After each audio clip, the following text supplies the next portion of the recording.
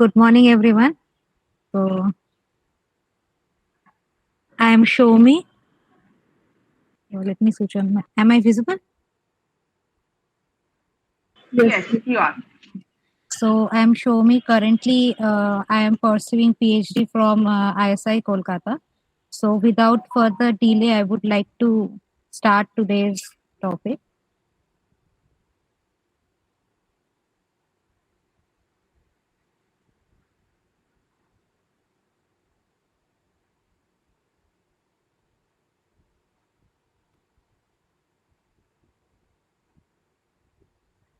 Is it visible? Yes, you can continue. So today, Nilanjana and I am going to discuss what are the career opportunities that you can pursue after your BSc degree course. So mainly we will concentrate on four main factors: the opportunities that you have, if you choose a particular course, why you should choose that course, details of the course, entrance exam that you must qualify, and how you will prepare for that particular course. So, firstly, I will give you a brief idea about what your career after BSc might look like. So, mainly you can do three postgraduate course: MSc, MCA, MBA, two graduate course, BTech and B.Ed, and you can also go for government and private IT and miscellaneous job. But you must keep in mind that if you join jobs, IT jobs after completing your graduation course, then your position as well as pay scale is very less as compared to what you will get after completing your master's degree. So, firstly, we are going to discuss about the postgraduate course. So, first we have MCA. So, MCA, all the details of this course will be discussed by Nilanjana. Nilanjana, would you like to share your screen and your talk with us? Yes, sure. Am I audible? Yes. Yes, you are. Okay. Yes, you are.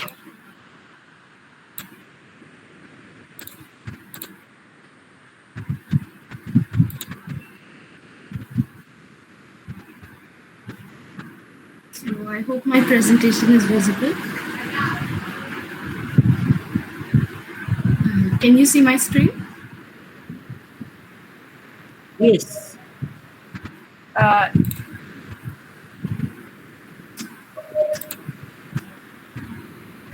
Okay. So good morning, everyone. Today we are exploring postgraduate study options for all of you. I am Nilanjana Thakur from Bethune CMSA batch of 2021, and I'm currently pursuing MCA at NIT Trichy. In this session, I will discuss the Master of Computer Applications or the MCA course in depth. So let's begin. So MCA is a postgraduate professional course with a duration of 2 or 3 years. Now, many of you might be confused about this duration. So let me clarify it for you. The duration of MCA depends on the institution. In fact, in 2020, a circular was released that MCA 3 years should be converted into MCA 2-year courses. But it was not that feasible because it was becoming too hectic for the students. Okay. So currently, many of the top MCA colleges are still running a 3-year course. And lastly, most MCA admissions are conducted through entrance test, and the preparation time for that is 4 to 5 months. We will talk about entrances in detail later in this session. So you might have one big question. Out of all the available routes after your BSc, why should you choose MCA? So see, this is a course that will prepare you for the industry. And you will be focusing more on practical and development-oriented topics and skills. Of course, there will be a good balance of theoretical knowledge as well. After MCA, you will have the scope to join both private as well as government jobs. And you can join development jobs like software, web or app development, database design, system analysis, and many more. Now, research and teaching are also open to you, but for these 4 academic fields, I would suggest you to join M.Sc. Next is a very important point, that is the academic schedule. I remember when I was doing my bachelor's, I wanted to explore some internships, but I was unable to do that. Like, as you all know, our academic schedule does not have any internship window, right? But most MCA institutes provide a long summer break. Like, my summer break is currently ongoing and it ends on 1st August. So it is around 3 months, right? So the students can utilize this long window to join internships as well as to develop projects of their own or in groups. Finally, in most institutes, the placement for MCA is equivalent to BTech and often even MTech. So you will have the chance to sit for the on-campus placements of many tech giants as well as renowned companies. So after the advantages, let's come to the downsides. So this entirely comes from my personal experience, okay? So in MCA, you will encounter many topics that will be repeated from your bachelor's syllabus. For example, data structures, operating systems, database management systems, and many more. Of course, you will study these topics in greater depth. For example, in data structures, you have all studied binary trees, right? But during MCA, in addition to that, you will study about more complex data structures. For example, red-black trees or triads that are not covered in our BSc syllabus. But overall, many of the concepts will be known to you. Another very obvious disadvantage is the time duration. If you go for a 3-year MCA course, of course, you are spending an extra year to complete a course. But I will tell you the way to convert these disadvantages into advantages. Now, during bachelor's, most of us rarely have the experience of competitive programming, other than a few college fests maybe. But in my opinion, competitive programming, or something we commonly call CP, is very important for every coder. Coding is not just about implementing a stack or performing an in-order traversal on a tree, right? We must be able to apply these concepts to solve real-life problems. And we must also be able to identify which data structure we are supposed to use when the question does not explicitly mention it. Coding involves a lot of creativity. Apart from writing correct codes, you must also be able to optimize your time and space complexities. So, because of some repeated topics in the semester, you will find some extra time on your hands, and you can use that to practice CP. Similarly, you can also utilize that extra time to explore the various fields under the umbrella of computer science, and you can join relevant courses to upskill yourself. Finally, if your academic workload is less, you can join internships during the semester itself. Like in my first semester, I had data structures and computer architecture and organization. As you all know, we have already studied those in our BSc syllabus, right? So I saw that a lot of topics were common to me and my academic workload was less. So I took that opportunity and joined 2 internships, and I completed those 2 internships during my first semester itself. There I got the chance to participate in real world projects and learned how to communicate with my co-workers as well as superiors. I learned how to manage my time and meet deadlines as it happens in the industry. So through these, I got a little experience of how the industry really works. So in the end, the downsides could be converted into advantages, and it's not really that bad. Okay. So if you have decided to go for MCA, the next step will be selecting colleges. So what are the factors that you must keep in mind while making this important decision? The first should be a comprehensive and updated syllabus, inclusive of electives. You must have electives because even apart from some core topics, you can take up courses you are particularly interested in. The course plan must also have 1 semester, which is usually the last semester, reserved for project work, internship, or industrial training. Now, all these 3 refer to the same thing, but you must make sure that it's there, all right? After that, look at the placement records and the placement pool of the institution you want to join. See what companies are visiting the campus each year and what is the placement rate of MCA students. Lastly, you must also consider some things outside of academics and placements, like the location of the college or the atmosphere of the department, right?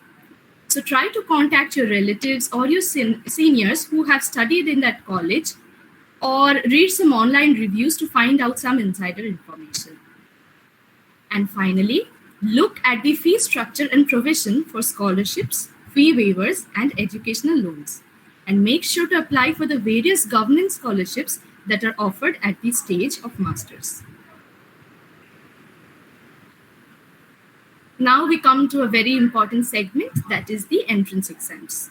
So for our state, JECA, or the West Bengal Joint Entrance Exam for Computer Applications, is the only MCA entrance test you need to get into any government or private institution. I have made a list of the top institutions in each category.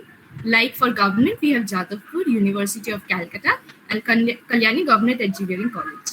For private, we have Heritage, RCCIIT, IEM, UEM, and Techno India. So you can go through these in detail when the PPT is shared with you later on. Next up, we have a list of entrance exams outside West Bengal. So the first will be NIMSET, which allows you to get into the 11 NITs that offer MCA. The top 5 NITs are NIT Trichy, Surathkal, Allahabad, Warangal, and Calicut. Next, we have DUMCA, which is also considered one of the best, but it is a little difficult to get into because of the course syllabus, of the test syllabus, right? So next we have BHU, JNU, and we have this great women's college called IGDTUW. Then we also have Jamia, Pune University, and BITS. Finally, we also have this one popular entrance exam that is called MCA CET, that is for Maharashtra. But for these, I would like to tell you that exam venues are in Maharashtra only, and all colleges don't even have seats for students outside Maharashtra. So before looking into MCA CET, I would like you to carefully consider these points.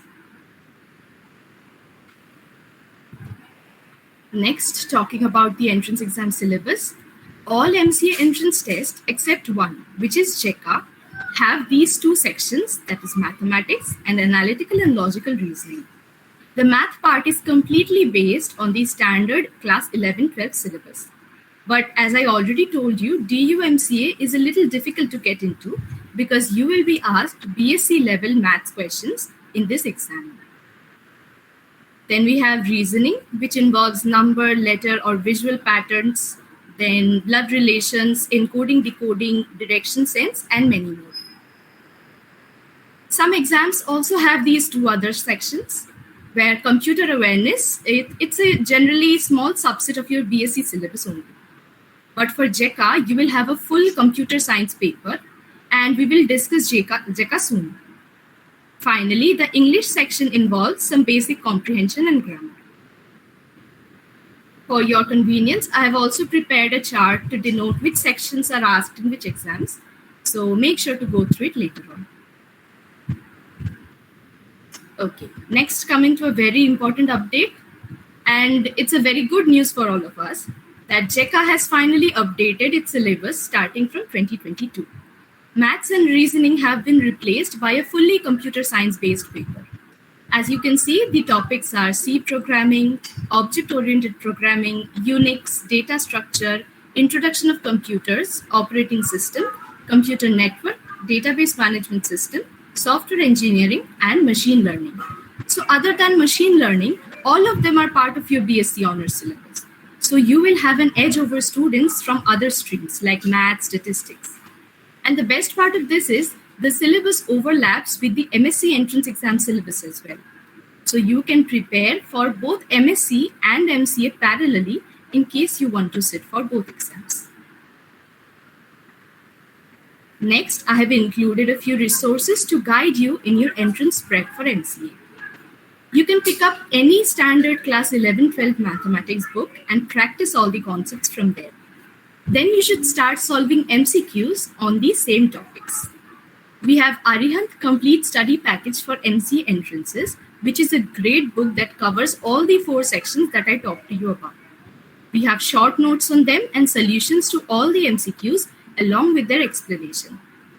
Arihant also has a collection of previous year solved papers, but you can find these test papers online as well.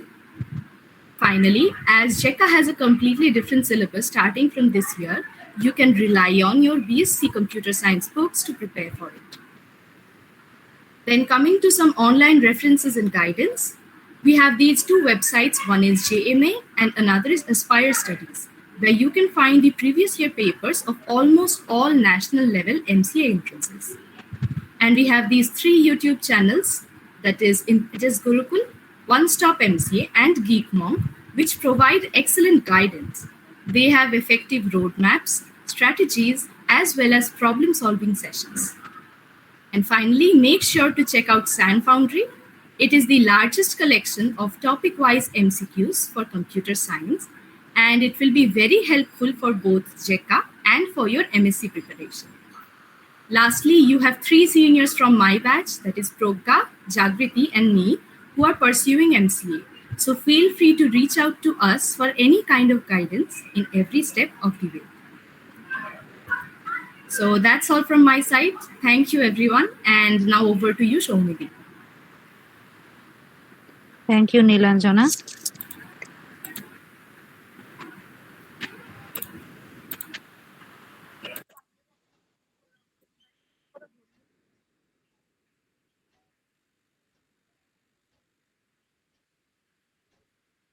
So next, I would like to talk about MBA. So this course is not related to computer science. So rather, if you want to do something related to marketing or HR, so you can take up this course. We will not discuss MBA in any further.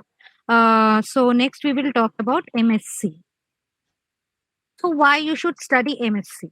So if you want to do academic related job, or you want to carry out higher studies, or you want a higher pay job or position in IT, then you can obviously choose MSc as your option after your graduation.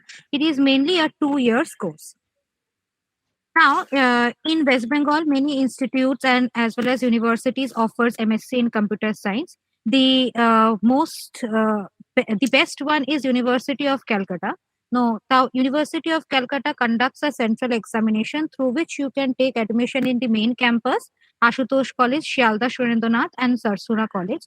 Other than this, Xavier's College, Barakpur, Rashtraguru Surendranath, West Bengal State University, and Vishwabharati University also conducts their own entrance examination, and all other institutes or universities takes direct admission.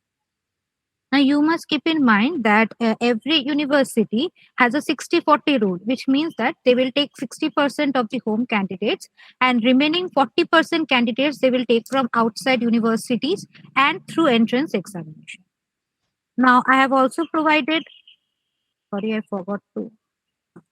I have also provided the states and institutes and universities outside West Bengal: Pondicherry, Delhi University, Benares Hindu University, CMI, TIFR, South Asian University, and many more. All of these institutes mainly conduct entrance examination, and only University of Mumbai, their admission is merit based, and in case of Christ universities, you have direct admission. Now, there is also a common entrance test, CUCET, through which you can take admission in some of the central universities like Kerala, Rajasthan, etc. If you want now here you must, there is a important thing about which university you should choose. Suppose you want to have an academic related career, suppose in future you want to do PhD and stuff, then CMI or TIFR is a better choice. At least give examination in these universities once to get the feeling. When later you apply for PhD courses, you will know how the exam is like. So I would suggest after your BSc only you try for these examination, but this is very difficult. So you need to have the BSc knowledge of mathematics and concepts very clear to get into this. But still, I would suggest those of you who want to go into research to give exam in these two institutes. So now, what subjects you must study in order to qualify the entrance examination? The common subjects are networking, IT, DBMS, operating system, discrete maths, graph theory, automata, etc. Now, there are some institutes like Triple IT MK where other than this you have to study aptitude, general science, in science and engineering, and arithmetic. Now triple INT MK syllabus changes every year, so according to last year you need these three subjects, but before applying please check what are the new rules and regulation. Now in CU you need to study two more subjects like basic electronics and numerical methods. Now, CMI and TIFR question pattern is completely different as compared to other examinations. They take MCQ as well as they have subjective questions also. And the important subjects are discrete maths, graph theory, algorithms, data structure, and Boolean algebra, C, C++. Now, in order to qualify examinations in TIFR or CMI, you must see at least the 10 years questions from these institutes. They are already available online. Now, for other institutes and university, it would be enough if you could practice 10 years of PhD question paper. Or as Nilanjana suggested, you can look into Sand Foundry website. They have large number of MCQ questions. You can also look at India Bix and Geeks for Geeks. Now, after completing the postgraduate course, the first we are going to discuss about this BTech course. Now, this BTech is very different from the 4-year BTech course that you do after your 10 plus 2 level. This is a 3-year course and it's generally called as lateral entry, where you do not have to study the engineering, mathematics, and physics, chemistry that is generally taught in first year of BTech 4-degree course. It is offered only by Jadavpur University and Calcutta University. In Calcutta University, you can study BTech in Computer Science and Engineering and IT. And in Jadavpur University, you can study BTech in Instrumentation.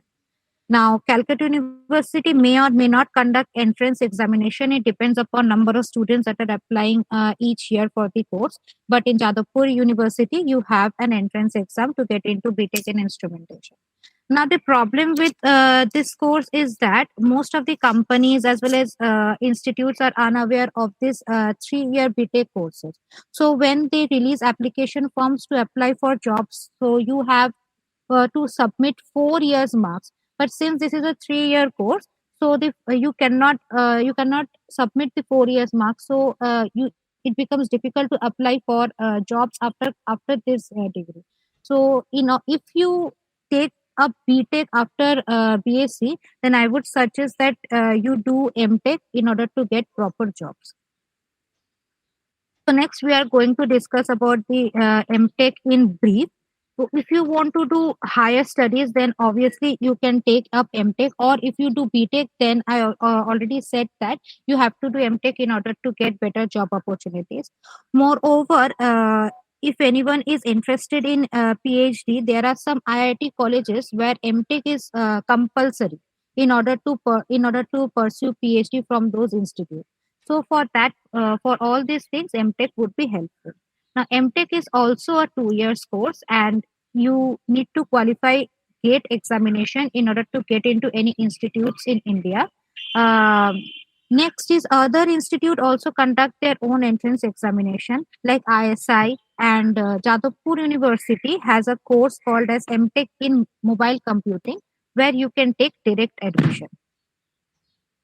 Now, how can you prepare for this MTech examination? Now, entire thing that you will study in MSc as well as that you have studied in BSc, your concepts has to be very clear. In order to qualify the GATE examination, it is mainly application based. All the related to all the concepts, you will get numericals, and also class 12 mathematics is very important. So for this purpose, you can follow Ravindra Babu Ragula's class. There are some free YouTube video available. His YouTube video available. You can look into that. But this course is quite expensive, so you can contribute. Entire class can contribute together and can buy a course if you like his lectures.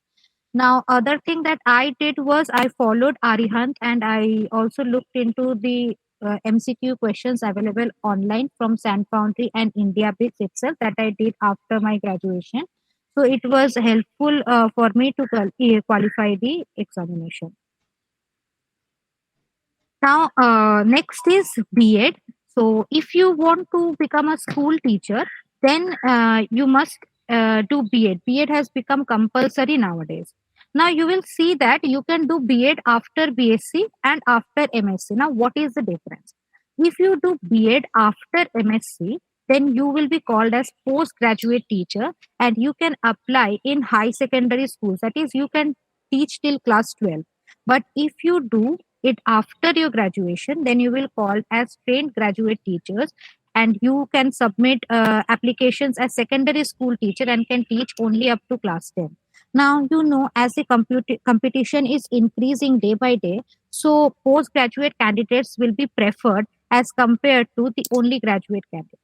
Now, after completing B.Ed, in order to get into government schools, you need to qualify state level examination TET, central examination CTET, or KV. Now, let's come to PhD. There are mainly two kinds of PhD: academics and industrial. Academics PhD is like after completing your MSc or MTech courses, you can apply for PhD after after qualifying some of the examinations that I am going to tell you later. And if you want to go into PhD after doing job, I mean, suppose you have joined some of the IT companies. Now you want to pursue your career in research and you want to do PhD.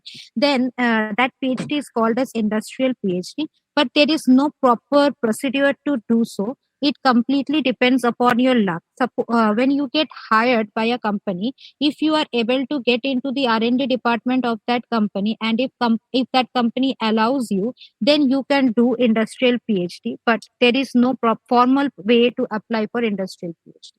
Now, generally, PhD degree is takes 5+ more years, and the entrance exam that you need to qualify is NET JRF.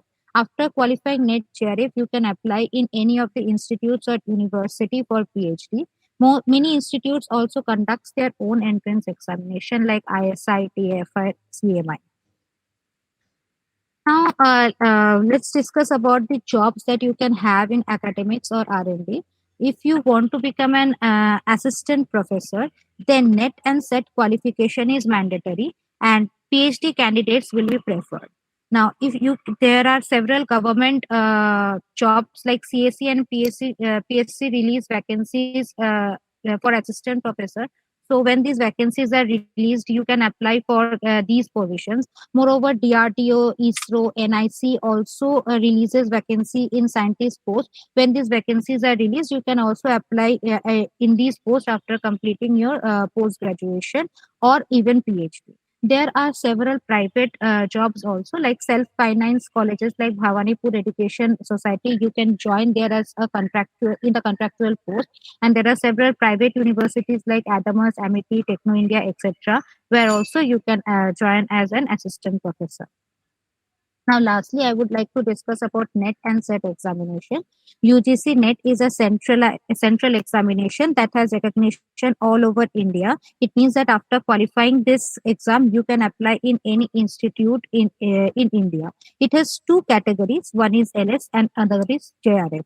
If you qualify LS, then you are eligible for applying as assistant professor. If you qualify JRF, then you can do PhD in any of the institutes in India. Now, SET is another state level examination that makes you eligible for assistant professor in West Bengal. Now, for this preparation of NET and SET, you require concepts of everything that you studied till date. It is not much application based like GATE. Mostly it is theoretical, but the syllabus is vast. Qualifying criteria for NET, there are two papers. Basically, the paper one is aptitude, mathematics, logical reasoning. Then you have research methodology, communication skills, all those things. And in the second paper, this is subjective. In both the paper, you need to get at least 40% to qualify. And cutoff of LS varies between 54 to 60% out of 100. And among those candidates who have passed LS, only 6% of the candidates are given the JRF. Now, in order to get JRF, you need at least 65, but this may change as the competition is increasing. More and more students are applying. So this is just a tentative number, what I have observed in the last few years. Now, let's discuss about the examination. UGC NET is a central examination that has recognition all over India. It means that after qualifying this exam, you can apply in any institute in India. It has two categories. One is LS and another is JRF. If you qualify LS, then you are eligible for applying as assistant professor. If you qualify JRF, then you can do PhD in any of the institutes in India. Now, SET is another state level examination Now, I would like to share my own thoughts. So, after your graduation, you can choose any of the post graduation course, but it completely depends upon your choice. For example, if you want to go into academics, then obviously MSc is a better choice. Now, if you are confused whether you want to go into academics or you want to pursue jobs, it's a true fact that no one can see that much far exactly what I will do in next 5 years or next 10 years. It is difficult to imagine that. So if you are confused, in that case I would also suggest you to do MSc, because you see, after doing MSc, which is a 2-year course, and MCA, which is a 3-year course, you will get the same pay.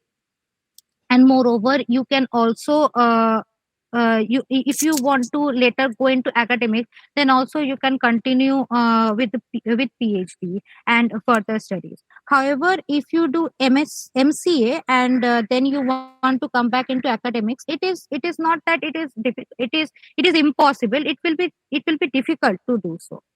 So that's it from my end. Nilanjana, would you like to share your thoughts?